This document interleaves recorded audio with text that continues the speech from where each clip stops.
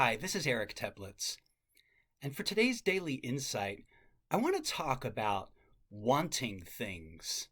And I want to see if we might not be able to improve our results with getting the things that we really want at the deepest level.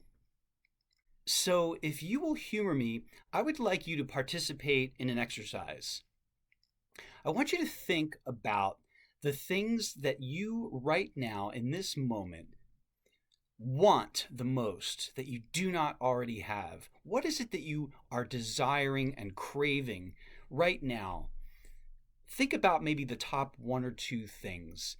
These might be things that are ongoing that you've wanted for a long time and you continue to want, and each day you are wanting this thing. Or it might be just the latest and greatest thing that is top of your mind that you want. Now, before we get into this exercise, I want to first just talk about this phenomenon of wanting a little bit because it really does seem to be an ever present aspect of our existence as humans, right? There's this endless desire, endless craving, endless wanting of things. We do seem to be hardwired to focus more on the things that we don't have that we want rather than to focus on the gifts and blessings that we actually already have in our lives. And for most of us, we actually have to put forth a certain amount of effort to remind ourselves, oh yeah, like I'm so grateful I have this. It's so easy to take what we already have for granted and just concentrate and focus our attention on what's the next thing, what's next that we want. And it really is a never-ending treadmill. We want something, in time maybe we are able to achieve it or procure it, and it's not long after that we immediately go on to wanting the next thing. So it's this kind of endless cycle, and it's not a particularly pleasant one. So let's get into the exercise. All right, so you thought about what is this thing, maybe like the most pressing thing right now for you that you most desire, you most crave, you most want. Let's say, for instance, that the thing that you want is a relationship partner. You currently are single, you're not in a relationship, and the thing that it's constantly on your mind, you want a relationship, you want a wonderful relationship partner. I'm going to ask a question that might seem obvious at first, but that question is, why do you want this? Why do you want this thing? So let's say that you decide, well, I want a relationship partner because then I won't feel lonely. If that's your answer, go deeper. Why? Why do you not want to feel lonely? Well, because feeling lonely is not pleasant and I want to feel good. Oh, okay. So that points to a more underlying desire. What you want is you want to feel good. Or maybe perhaps that you think that if you find this relationship partner, you will feel loved, and that's the core thing that you really want to feel. Or maybe you want to feel at ease. Or maybe you think that having this relationship partner will make you feel good about yourself. I want you to keep asking the why question until you land on what feels like the core reason that is underlying the thing that it is you want. In other words, it's the deeper want, not just the thing in and of itself, but it's why you want that thing. Really, what it amounts to is how you believe you're going to feel if you have that thing or once you have that thing. Now, this could apply to whatever it is that you're desiring. It could be a relationship partner, it could be a particular job or promotion, it could be a material item. No judgment here, okay? But what I'm getting at is that the reason that you want this thing, I'm willing to bet, is because of the way that you believe you're going to feel once you have it. Now, interestingly, it's not guaranteed that you're going to feel that way if you do have it. You might still not have that deeper desire of how you want to feel met by that thing. Maybe it will give you that feeling, maybe it won't. Maybe it will give you that feeling for a period of time and then it might wear off. But what I'm getting at here is that there are always deeper reasons behind the things that on the surface we believe are what we want. Really, the thing that we want is the feeling underneath that we believe we're going to experience when and if we attain that desired thing. So, a question that I'd like to pose is, what if it's possible to just go directly to the underlying feeling state that you're looking for, that you're aspiring to experience? Maybe we can access it more directly.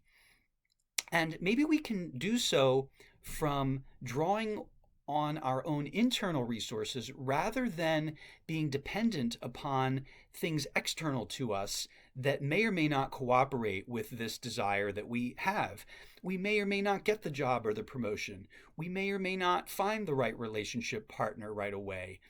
We may or may not be able to afford the home or the car or the whatever it is that we want. Maybe there's a more direct way to get what it is that we really want. And so I invite you again to ask yourself, what is it that I am craving? What is it that I am, desiring and wanting so much? And then go deeper and ask yourself, why is it that I want this thing? How do I expect to feel once I receive this thing? Because that is really what it is that you're after. It's that feeling state. Now, I did this exercise myself recently, and this is what I came up with as for the underlying feeling states that I'm after, that are the reasons for wanting the things that I want. After brainstorming the things that I was desiring, I then examined them more deeply, and I arrived at actually 10 different feeling states, states of being, that were the underlying reason that I was desiring the things I was desiring. So this is my list of what I came up with. The deeper wants, if you will. What I want is to be optimistic. I want to be motivated. I want to feel good about myself. I want to be excited about the day ahead and what I get to do. I want to be worry-free. I want to be confident. I want to feel supported, connected, and cared about. I want to be energized, fully charged, and feeling good. I want to feel valued by other people. And finally, I want to trust that all of my needs will be covered. So when I examined the superficial things, the things that I thought were what I want, the things that I most consciously am wanting, craving, desiring, it really all amounted to the feeling states, the states of being that I just named for you. That is the root of all of the things that I want. And if I can more directly access those feeling states, possibly even just create them from within, how amazing would that be? Then I don't have to go to the trouble of, figuring out, first of all, are the things that I want really the things that I want? Are they going to give me what it is that I'm really looking for? And I also am empowered to not depend upon things outside of my control to potentially fulfill these deeper desires and needs that I have. So essentially, I can turn these deeper desires into affirmations of sorts, and I can actually choose to experience these feeling states. So in other words, I can choose each day to be optimistic. I can choose to be motivated. I can choose to feel good about myself. I can choose to be excited about the day ahead and what I get to do. I can choose to be worry-free. I can choose to be confident. I can choose to feel supported, connected, and cared about. I can choose to be energized, fully charged, and feeling good. I can choose to feel valued by others. I can choose to tune in to the ways in which I am valued by others. And I can trust that all of my needs will be covered by the universe, by life. Now, in some of these cases, it's going to be easier said than done. But I think that we probably discount our ability to generate these feelings from within.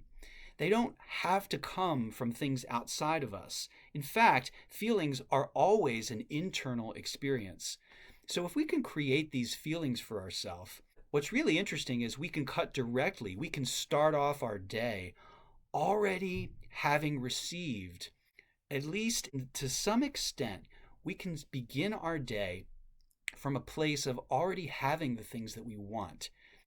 And if we do this consistently, I think that inevitably we're going to get better results, regardless of whatever external things happen and whatever desires that we have from the world itself, whether those things manifest for us or not on a particular day. If we already can experience the root of why it is that we want the things that we want, we're probably going to come from a place of greater peace and greater contentment.